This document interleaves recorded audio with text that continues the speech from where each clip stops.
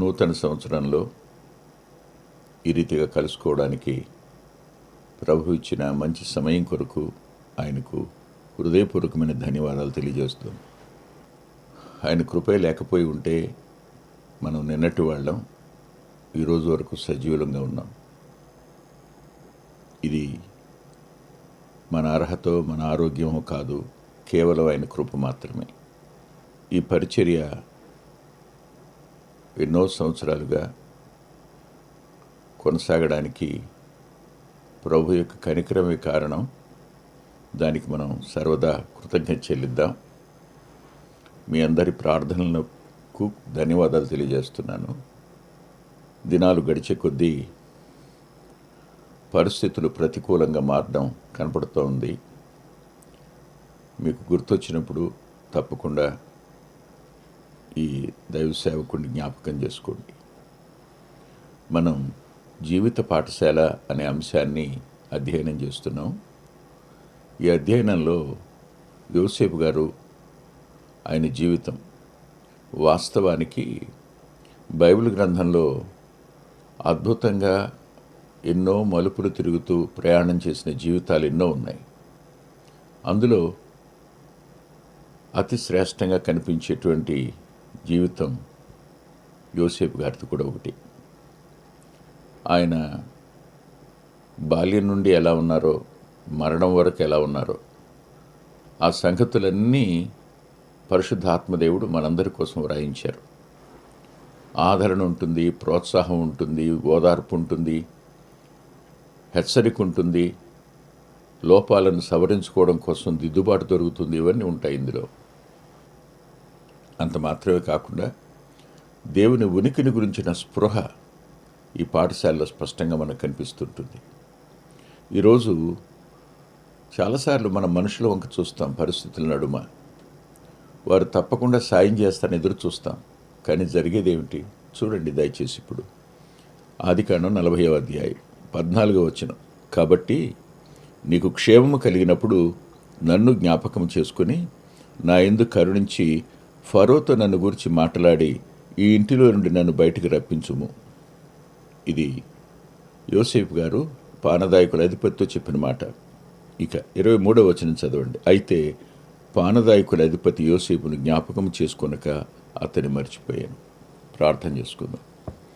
ప్రేమ కలిగిన తండ్రి, కృప కలిగిన మా దేవ, హృదయపూర్వకంగా ధన్యవాదాలను తెలియజేస్తున్నాం. మీరు మాకు మరో సంవత్సరాన్ని ఇచ్చారు. ఈ రీతిగా మా ప్రియులందరినీ కలుసుకోవడానికి కృప చూపించారు. ఎంతైనా నమ్మదగిన వారని నిరూపించుకున్నారు నాయన. కేవలం మేము సజీవులంగా బ్రతికి ఉండడం మాత్రమే కాదు, నీ పని చేసే అవకాశాన్ని కూడా మాకు ఇచ్చారు. మీ వాక్యాన్ని ధ్యానించే, వినే అవకాశాన్ని ఇచ్చినందుకే కృతజ్ఞత చెల్లిస్తూ ఈ మా ప్రియులైన కుటుంబాల కొరకు ప్రత్యేకంగా ప్రార్థన చేస్తున్నాను. వారికి మీ సమాధానాన్ని అనుగ్రహించండి. వారు మిమ్మల్ని ఎరిగిన వారైతే వారి అంతరంగాలు మిమ్మల్ని బట్టి సంతోషించినట్లు మీ కృపను కనపరచండి. ఎరిగిన వారైతే మిమ్మల్ని ఎరిగి నిత్య జీవాన్ని పొందడానికి కూడా కృప చూపించండి. అనేకులు ఈ కార్యక్రమం కోసం ఎదురు చూస్తున్న వారు ఉన్నారు. వారందరి ఆకలిని బట్టి మీరు వర్తమానం ఇస్తున్నారు. నీ దాసుడు ఒట్టివాడు మీ ఆత్మచేత నింపండి. ఈ మా సమయాన్ని దీవెనగా మార్చండి. యేసుక్రీస్తు ప్రభు వారి పేరిట ప్రార్థిస్తున్నాం తండ్రి, ఆమేన్. నన్ను జ్ఞాపకం చేసుకోమని యోసేపు గారు పానదాయకుల అధిపతిని అడిగారు.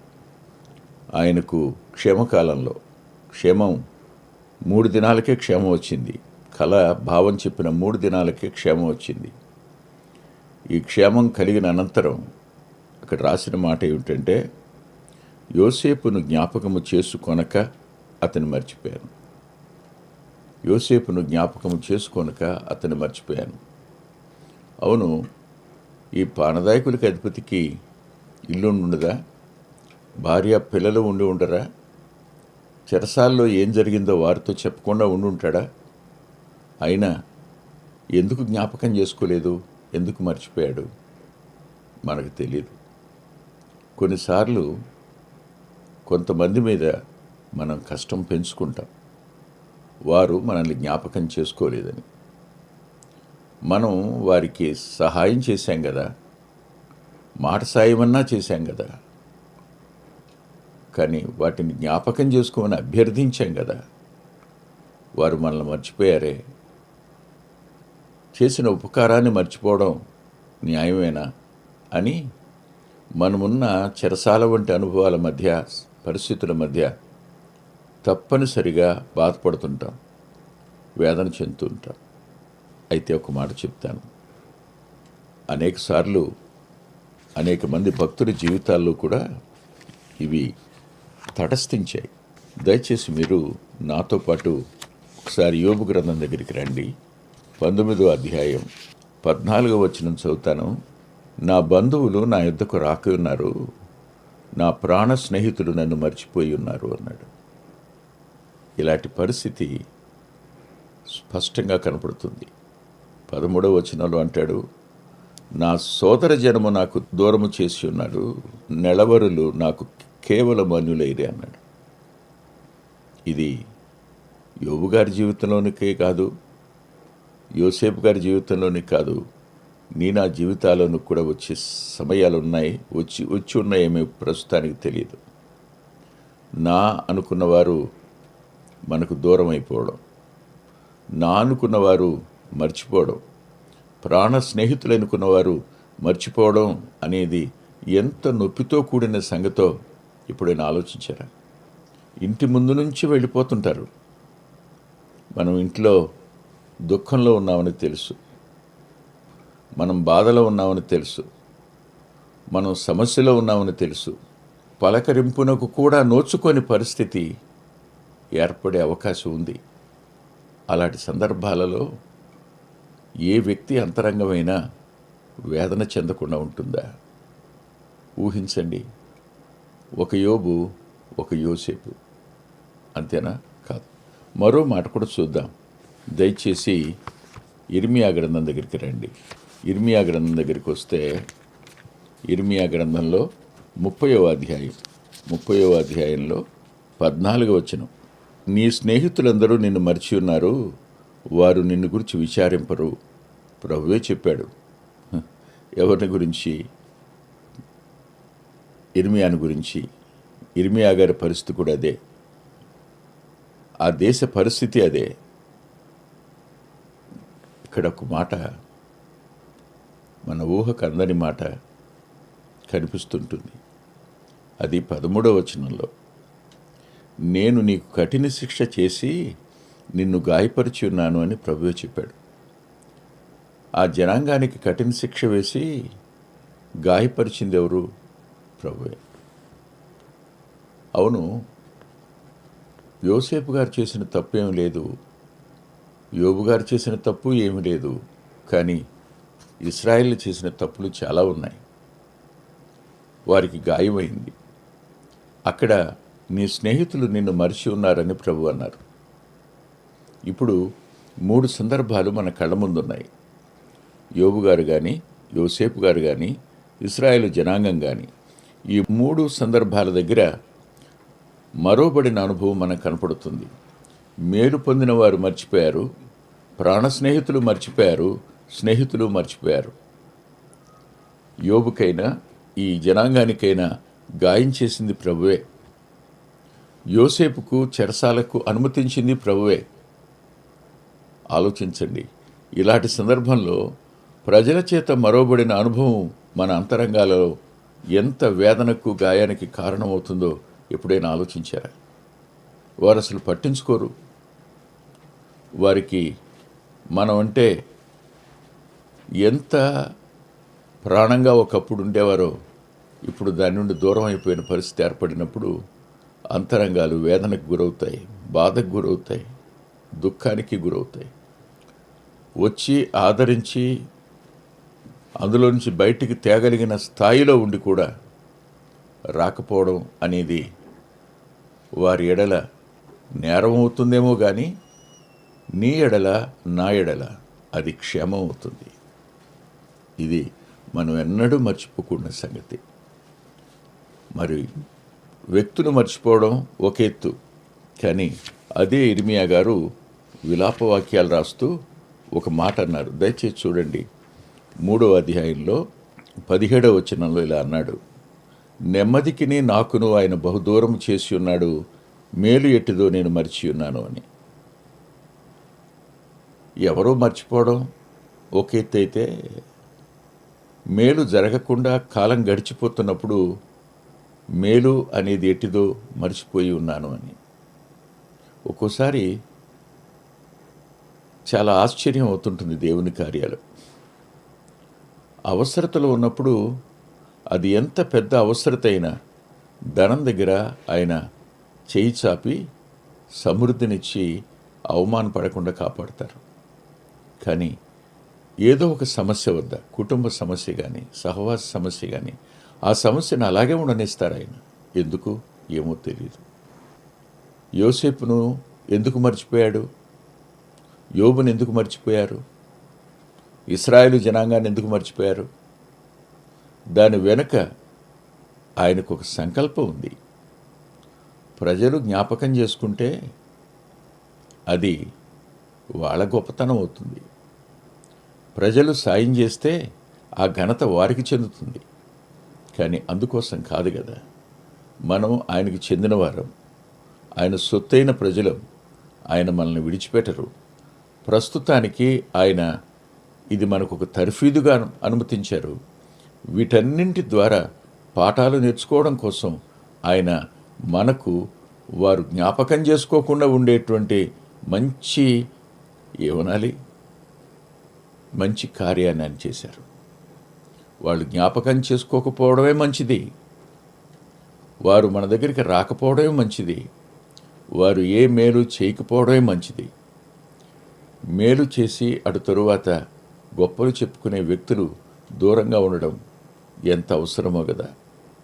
అలాంటి సమయంలో మేలంటే మర్చిపోయాను అని మనం బాధపడడం కూడా సహజమే. బాధపడకుండా ఉండలేం. మనము రక్తమాంసాలు కలిగిన వాళ్ళం కదా. కానీ ఒక మాట కీర్తనాకారుడు అంటాడు. చూడండి ఏమన్నాడు ఆయన. ఆ మాటలు కూడా చాలా అద్భుతంగా ఉంటాయి. దేవుని కృతజ్ఞత చెల్లించకుండా ఉండలేం.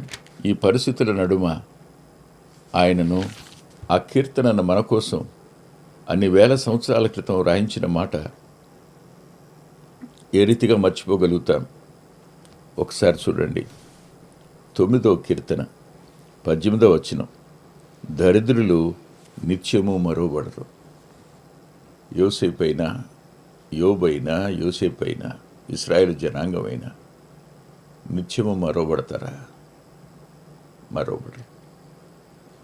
ఆయన తగిన కాలాన్న తప్పక జ్ఞాపకం చేసుకునే దేవుడు ఆయన. ఆయన జ్ఞాపకం చేసుకుంటాడు. ఆయన జ్ఞాపకం చేసుకున్న రోజున నీ కన్నీరు తొడవబడుతుంది. ఆయన జ్ఞాపకం చేసుకున్న రోజున నీ సమస్య పరిష్కారం అవుతుంది. ఆయన జ్ఞాపకం చేసుకున్న రోజున మేలంటే ఏమిటో నువ్వు స్పష్టంగా చూస్తావు.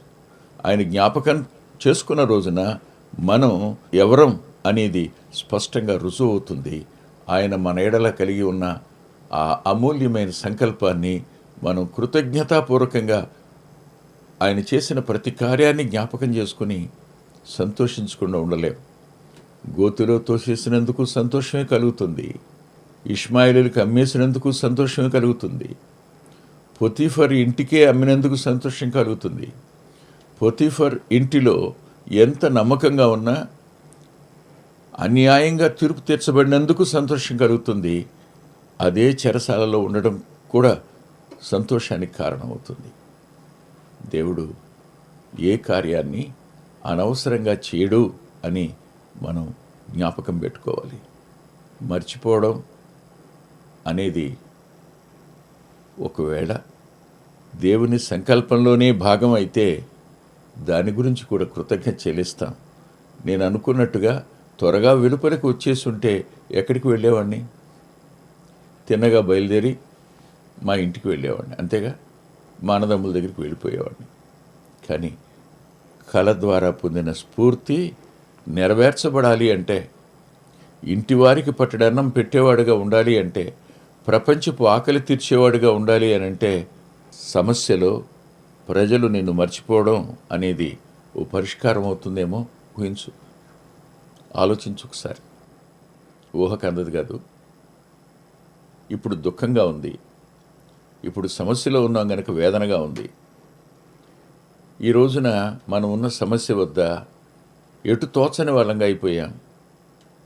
అందరూ పరిష్కారం పొంది అందరూ మేలుంది చక్కగా వెళ్ళిపోతుంటే ఇంకా అక్కడే మిగిలిపోవడం అనేది దుఃఖం కాకపోతే ఏమవుతుంది? ఖచ్చితంగా దుఃఖమే అవుతుంది. కానీ నేను మనందరికీ తెలిసిన, మనందరికి ఇష్టమైన ఒక వచనాన్ని తిరిగి జ్ఞాపకం చేస్తాను. దయచేసి మీరు చూడండి. యెషయా గ్రంథం 49వ అధ్యాయం 15-16 వచనాలు చూద్దాం. స్త్రీ తన గర్భమున పుట్టిన బిడ్డను కరుణింపకుండా తన చంటి పిల్లను మరచునా? వారైనా మరచుదురు గాని నేను నిన్ను మరువను. ఈ మాట కన్నీళ్లు తెప్పించే మాట కాదా? కష్టం కొనసాగుతూనే ఉన్నప్పుడు, సమస్య ఇంకా అలాగే ఉన్నప్పుడు, అన్యాయపు తీర్పులో మిగిలిపోయి నువ్వు ఉండిపోయినప్పుడు, ప్రజలు నిన్ను అన్యాయం చేసినప్పుడు, స్నేహితులు నీకు దూరం అయిపోయి మర్చిపోయినప్పుడు, నీ ద్వారా ఉపకారం పొందిన వాళ్ళందరూ అసలు నీ దగ్గరికే రాకుండా దూరం అయిపోయినప్పుడు, వాస్తవం అండి, అధికారం ఉన్నప్పుడు ప్రజలు నీ చుట్టూ ఉంటారు. ధనం ఉన్నప్పుడు నీ చుట్టూ మూగుతారు. నీకు బలం ఉన్నప్పుడు, ఆరోగ్యం ఉన్నప్పుడు నీ చుట్టూ ఉంటారు. అవన్నీ ఒక దినాన అధికారం పోయినా, ఆస్తి పోయినా, ఆరోగ్యం పోయినా చివరికి వాళ్ళెవరూ కంటికి కనిపించరు. నాకు బాగా జ్ఞాపకం. నాన్న తన ఆస్తులు అమ్మేసిన తరువాత అప్పటి వరకు ఇంటికి ఎంతమంది చుట్టాలు వచ్చేవాళ్ళు చెప్పడానికి వీలయ్యేది కాదు. విస్తారంగా వచ్చేవారు. అమ్మ ఉదయం వెలిగించిన పొయ్యి రాత్రి 11 గంటల వరకు వెలుగుతూనే ఉండేది. అప్పుడు కట్టెలు పోలే కదా. వచ్చేవారు వస్తుండేవారు, పోయేవారు పోతూ ఉండేవారు. అమ్మ వంటకు విరామం ఉండేది కాదు. కానీ ఎప్పుడు ఆస్తులు పోయాయని, నాన్న అప్పులు పాలయ్యాడని తెలియగానే ఒక్కరు కనిపిస్తే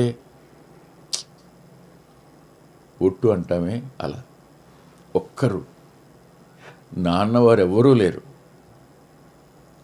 ఇంకా దుఃఖకరమైన సంగతి ఏమిటంటే, ఎవరో ఒకరు వచ్చి ఇలా సంగతి ఆ ఆఫీసరు మీ బావగారని తెలిసింది, ఒకసారి మీరు వస్తారా, మాకు సాయం చేసి పెట్టాలని అడిగితే, నాన్న తనకు సెలవున్న రోజున బయలుదేరి వాళ్ళని తీసుకుని ఆయన దగ్గరికి వెళితే చూసి పిలిచి పలకరించి, ఏమిటి ఇలా వచ్చేవయ్యా అని అడిగితే, ఇలా సంగతి బావగారు, వీరు మనకు కావలసిన వాళ్ళు, వాళ్ళ యొక్క సమస్య ఇది అని చెప్తే, సరే రేపు రమ్మను అని చెప్పారు. రేపు రమ్మంటున్నారు కదా, రేపు వెళ్ళండి, పరిష్కారం చేస్తారులేని వచ్చారు నాన్న. ఆ తర్వాత వాళ్ళు వెళితే, అంటే వాడు ఎవరినో తీసుకుని వస్తే నేను చేస్తాను అనుకున్నారా మీరు అన్నాడట. ఆ రోజు వెళ్తే వాళ్ళు వచ్చి నాన్నతో మాట అన్నప్పుడు నాన్నెంత కృంగిపోయాడు నాకు గుర్తుంది. ఇంకా వాస్తవానికి అన్నీ పోయాక ఎవరూ మిగలరు. కానీ అన్నీ సమకూరాక మళ్ళీ అందరూ గుమికూడతారు. ఇది లోకం యొక్క నైజం. కానీ అప్పుడైనా ఇప్పుడైనా నిన్ను మరువనివాడు, విడువనివాడు, ఎడబాయనివాడు. ఆయన అన్నాడు, తల్లి మర్చిపోతుందేమోనయ్యా, నేను నిన్ను మర్చిపోను. 14వ వచనంలో అంటాడు, యెహోవా నన్ను విడిచిపెట్టి ఉన్నాడు, ప్రభు నన్ను మరచి ఉన్నాడని అనుకొనుచున్నది. స్త్రీ తన గర్భమున పుట్టిన బిడ్డను కరుణింపకుండా తన చంటి పిల్లను మరచున? వారైనా మరుతురు గాని నేను నిన్ను మరువను. చూడుము, నా ఎరచేతుల మీదనే నిన్ను చెక్కి ఉన్నాను, నీ ప్రాకారములు నిత్యము నా ఎదుటనున్నవి. ఏమిటి దీనికి అర్థం? దేవుని సంకల్పం ఎంత అమూల్యమైందో.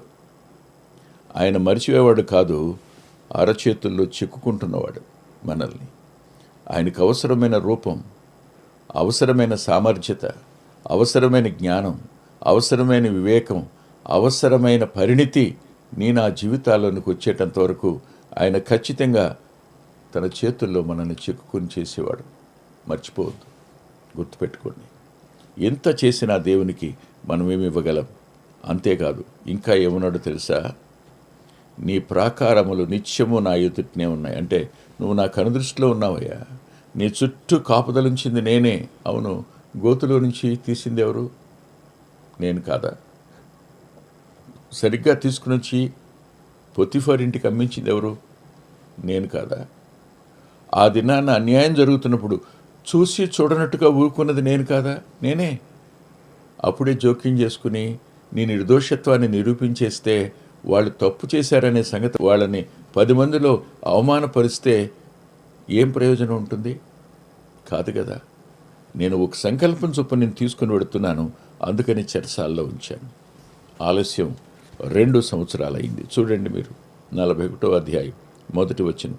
2 ఏండ్లు గడిచిన పిమ్మట, 2 ఏండ్లు గడిచిన తరువాత ఫరో ఒక కల కన్నాడు.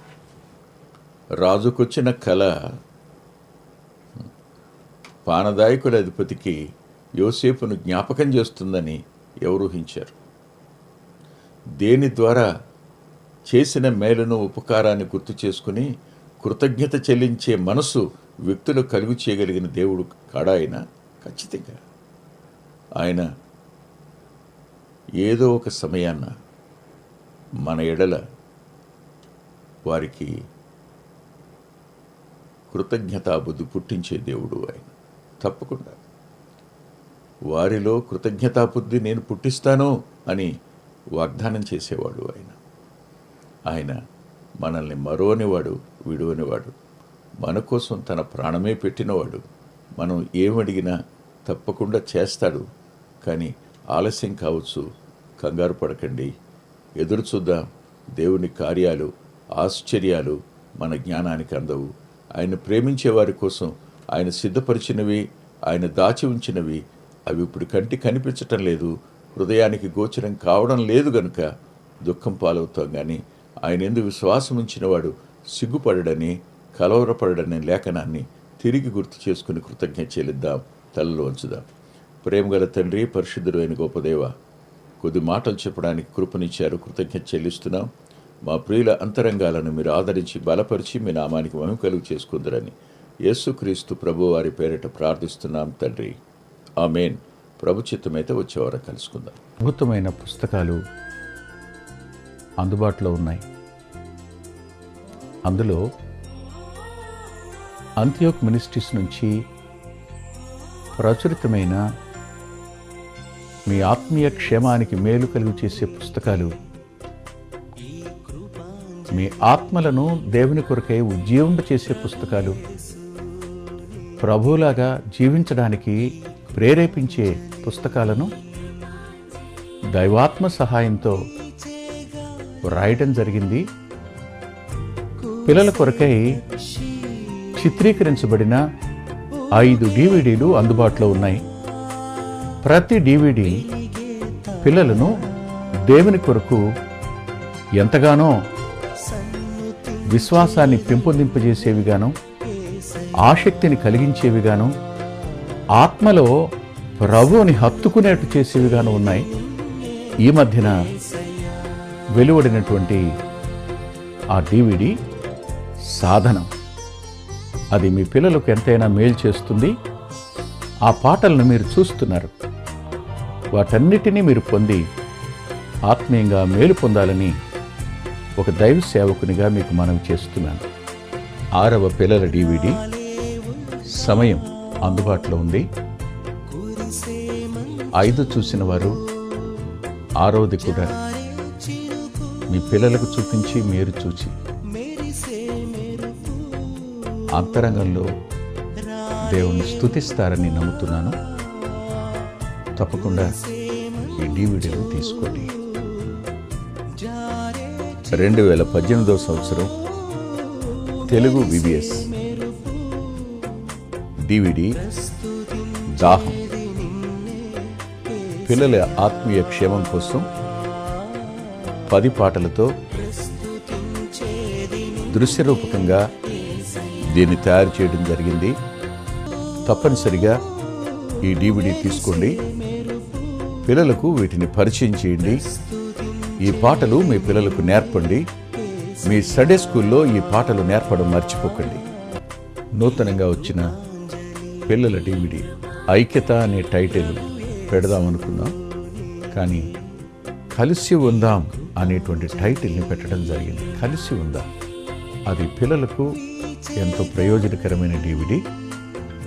దానిని మీరు పొంది మీ పిల్లల ఆత్మీయ క్షేమాన్ని ఖచ్చితంగా చూస్తారని నేను నమ్ముతున్నాను. ఆ DVDని మీరు సంప్రదించి పొందవచ్చు. సాధు సాల్మన్ గారి జీవితం, ఆయన గోదావరి నది దగ్గర ఒక ఆశ్రమాన్ని స్థాపించి అనేక మందిని ప్రభువులోకి నడిపినవారు, అనేక మంది జీవితాలను ఆయన ప్రోత్సహించినవారు. ఎంతో ప్రోత్సాహకరమైన ఈ జీవితాన్ని చదివి మీరు తప్పకుండా ఆత్మీయమైన మేలు పొందుతారు. ఎంతో దిద్దుబాటు ఈ పుస్తకం మూలకంగా జరుగుతుంది. తప్పకుండా చదవండి. గత 30 సంవత్సరాలుగా, ఇది 31వ సంవత్సరం, క్రీస్తు సువార్త పత్రిక అనేక మంది ఆత్మీయ ఆకలిని తీరుస్తున్నటువంటి మాసపత్రిక. ఈ పత్రికను మీరు పొంది మీ ఆత్మీయ జీవితాలకు మేలు కలుగు చేసుకుంటారని హృదయపూర్వకంగా మీకు సిఫార్సు చేస్తున్నాను. గత 2 సంవత్సరాలుగా పిల్లల ఆత్మీయ క్షేమం కోసం సచిత్ర ద్విమాస పత్రిక నెలవంక వెలువడుతోంది. అనేక మంది పిల్లలు ఆత్మీయంగా మేము మేలు పొందామని వారి ఉత్తరాల ద్వారాను వ్యక్తిగతంగా కలుసుకున్నప్పుడు సాక్ష్యం చెబుతున్నారు. మీరు కూడా మీ పిల్లల కోసం నెలవంక పత్రికను మీరు పొందొచ్చు. అందుకొరకై ఈ క్రింద ఇవ్వబడినటువంటి ఫోన్ నెంబర్ని మీరు సంప్రదించండి. ప్రభు యేసు నీకే ఈ కృపాంజలి, ప్రభు యేసు నీకే ఈ కృపాంజలి. వీచే గాలి, కూసే పక్షి, ఊగే కుంభ, వెలిగే తారా, సన్నుతించేది నిన్నే. మా చిరునామా కృపాంజలి, బ్రదర్ పిల్లా వెంకటరత్నం, రామచంద్రపురం రోడ్, గుడివాడ, కృష్ణా జిల్లా, Andhra Pradesh. Our address: Krupanjali, brother పిల్లా Venkataratnam, Ramachandrapuram road, Gudivada, Krishna district, Andhra Pradesh. Phone number 9490504299 9490504299. రాలేవుగా కురిసే మంచు,